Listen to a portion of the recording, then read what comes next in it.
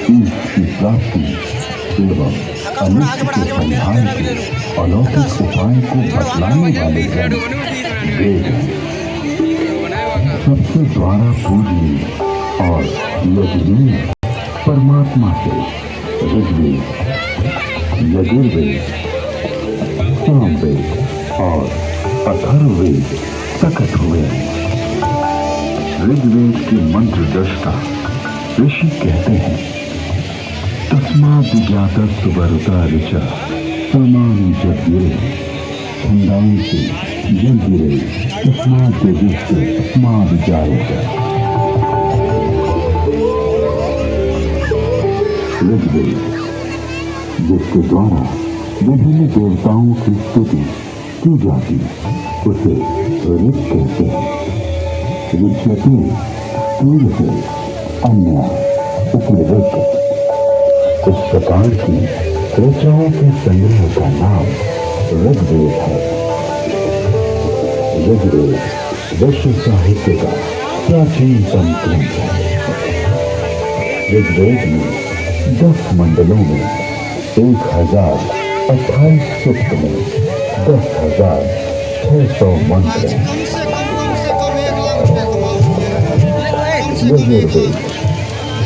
यजुर्वेद में कर्मकांड का प्राधान्य है, जिसकी समाप्ति पनीर अक्षरों वाली है अथवा जो गद्यमय है उसे यजुष कहते हैं। अन्यतरावतानो यजुर्वेद। यजुर्वेद के 2 भाग हैं, शुक्ल यजुर्वेद एवं कृष्ण यजुर्वेद। शुक्ल यजुर्वेद में 40 अध्यायों में 1975 मंत्र हैं। कृष्ण यजुर्वेद गद्यात्मक है।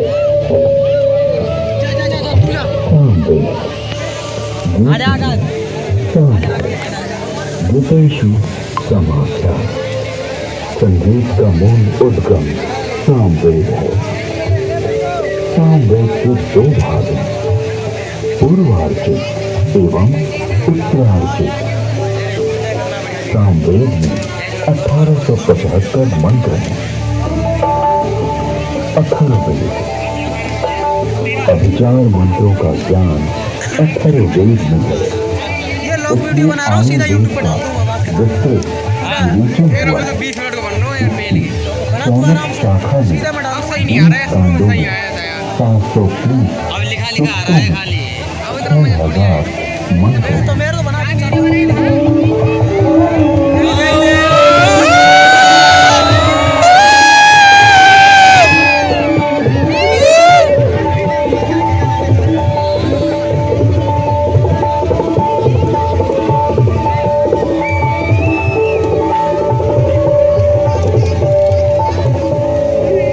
प्राचीन काल में वेद श्रुति परंपरा से अक्षुण्ण रहे।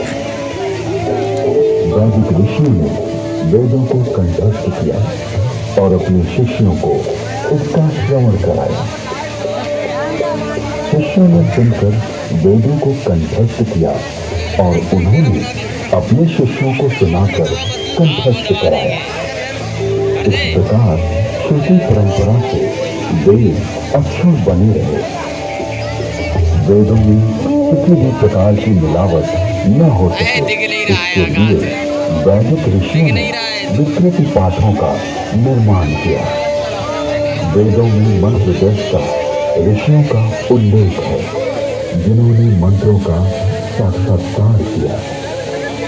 इस परंपरा में सप्त ऋषियों का विशेष महत्व बतलाया गया है। सप्त ऋषियों का वैशिष्ट्य उपनिषद एवं पुराणों में मिलता है। ये 7 ऋषि हैं। वशिष्ठ,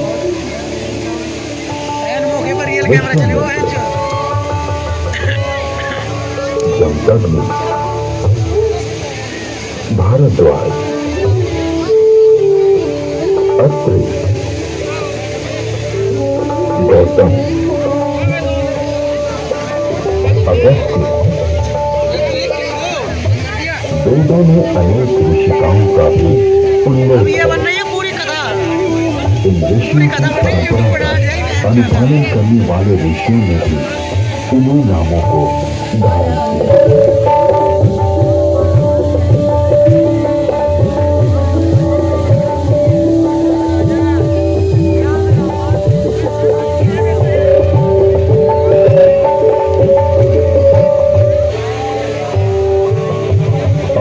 विश्व में जिन आविष्कारों का श्रेय पाश्चात्य जगत द्वारा लिया गया है, उसे हमारे प्राचीन ऋषियों द्वारा तथ्य सहित हजारों वर्ष पूर्व प्रमाण सहित वेदों में उल्लिखित किया गया है।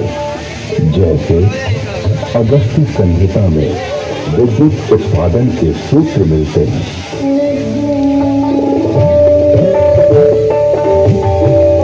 एक मिट्टी का पात्र लें, उसमें ताम्र पट्टिका कॉपर शीट डालें, उधर से लाइट मार रही है, इधर पानी में दिख रहा है।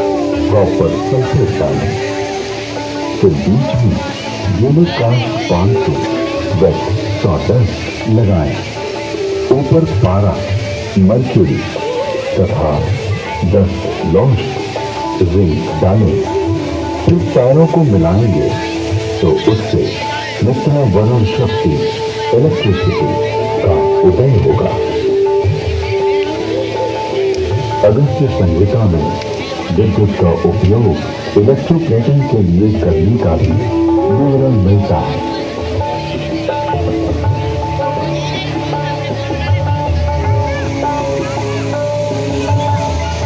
अतः अगस्त्य को कुंभोधाव बैटरी बोन भी कहते हैं।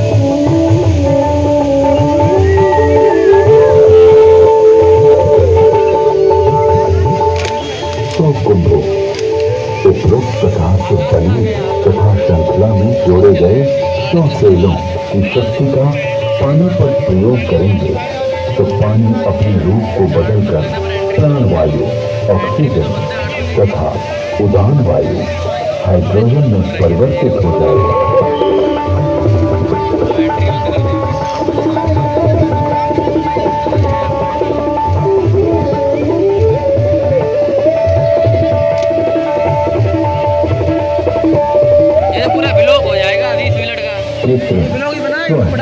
अथवा रजत के लेप को सत्कृत कहा जाता है। लोहे के पात्र में सुशक्त जल तेजाब का घोल इसका सानिध्य पाते ही यमक्षार सोने या चांदी का नाइट्रेट ताम्र को स्वर्ण या रजत में ढक लेता है। स्वर्ण से लिप्त उस ताम्र को शास्कुंभ अथवा स्वर्ण कहा जाता है। विद्युत आधुनिक नौका चलन और विद्युत वहन, संदेश वहन आदि के लिए जो अनेक बारीक तारों की बनी मोटी केबल या डोर बनती है, वैसी प्राचीन काल में भी बनती थी जिसे रज्जु कहते हैं।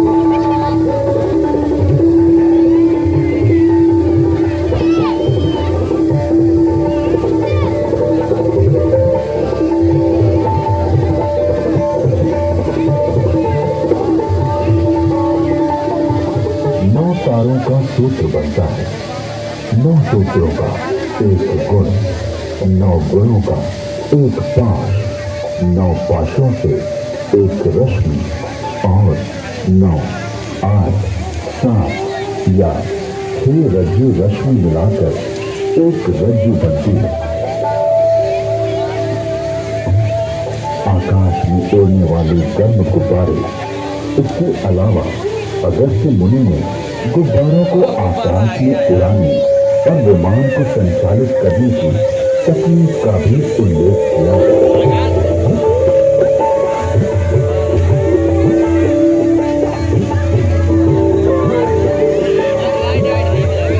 उड़ान वायु हाइड्रोजन को वायु प्रतिबंधक वस्तु में रोका जाए तो यह विमान विद्या में काम आता है। यानी वस्तु में हाइड्रोजन पक्का बांध दिया जाए तो उसमें आकाश में उड़ा जा सकता है।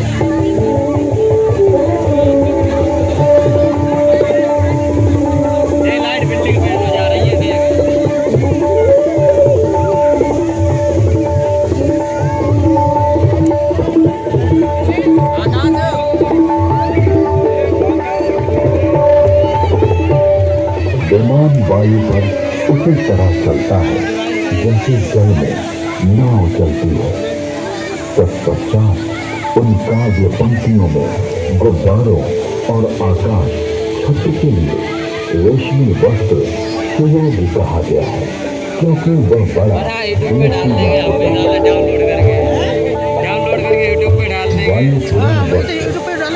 प्राचीन काल में ऐसा वस्त्र बनता था जिसमें वायु भरी जा सकती थी। इस वस्त्र को बनाने की निम्न विधि अगस्त्य संहिता में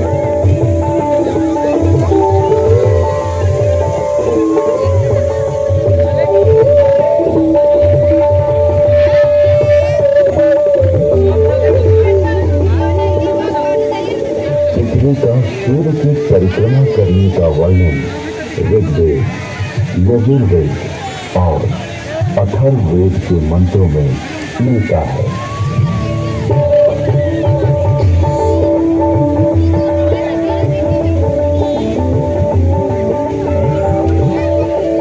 यह पृथ्वी घूमती है, अपनी माता अंतरिक्ष के सामने रहते हुए सूर्य रूपी पिता की परिक्रमा करती है। बंद कर लिया, बंद कर। पृथ्वी, चंद्र, सूर्य के साथ पानी आ गया। प्रदक्षिणा करती है।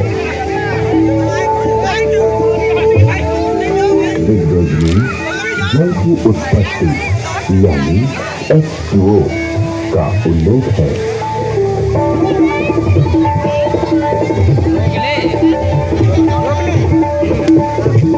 काफी देर की हो गई यार।